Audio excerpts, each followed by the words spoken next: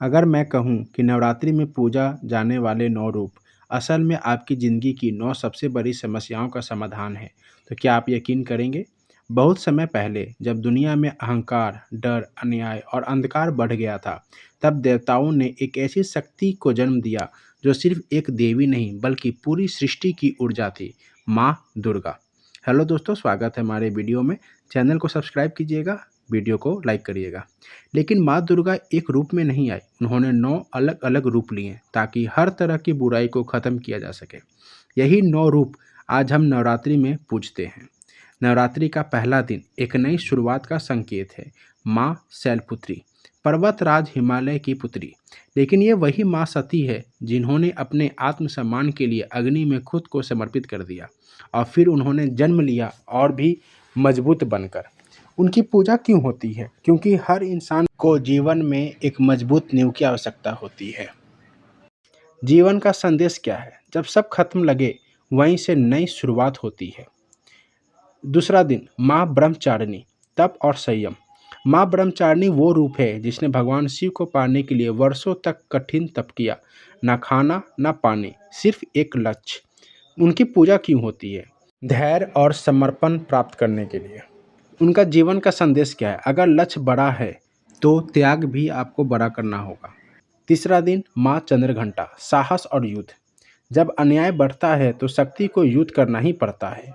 अब माँ चंद्रघंटा का रूप, माथे पे अर्ध चंद्र और घंटे की आवाज़ से दुश्मनों का अंत। उनकी पूजा क्यों होती है? डर और नकारात्मक खत्म करने के लिए। जीवन का संदेश, डर के आगे ही जीत छुपी होती है। चौथा दिन माँ कुष्मांडा, सृष्टि की ऊर्जा। जब चारों ओर अंधकार था, तब माँ ने मुस्कुराकर ब्रह्मांड की रचना की। उनकी पूजा क्यों होती है? ऊर्जा और सकारात्मकता के लिए। उनका जीवन का देश है कि आपकी एक सकारात्मक सोच आपको पूरी दुनिया बदल सकती है। पांचवा दिन माँ स्कंद माता, ममता और शक्ति की देवी। माँ स्कंद माता अपने पुत्र कार्तिकेय को गोद में लिए यह रूप बताता है कि शक्ति सिर्फ युद्ध में नहीं, ममता में भी होती है। पूजा क्यों होती है? इनकी पूजा परिवार और बच्चों की खुशहाली के लिए होती है। इनका जीवन का संदेश है, जिसके पास परिवार है वो सबसे अमीर है। छठा दिन माँ कात्यायनी, अन्याय का अंत।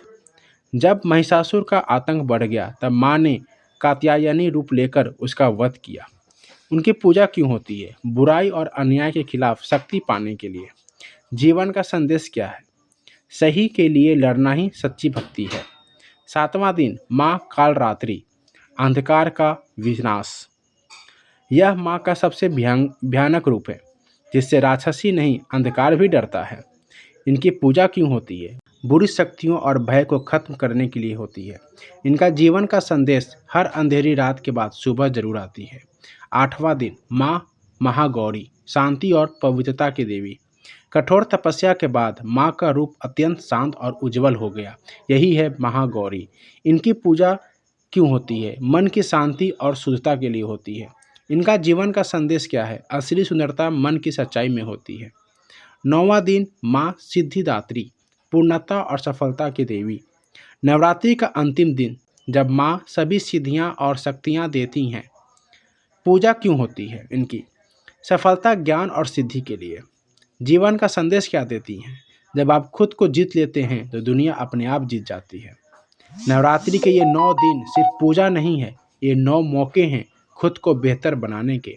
अगर आपने इन 9 दिनों में धैर्य सीखा, डर को हराया और खुद को समझा, तो समझिए आपने माँ दुर्गा को पा लिया। धन्यवाद।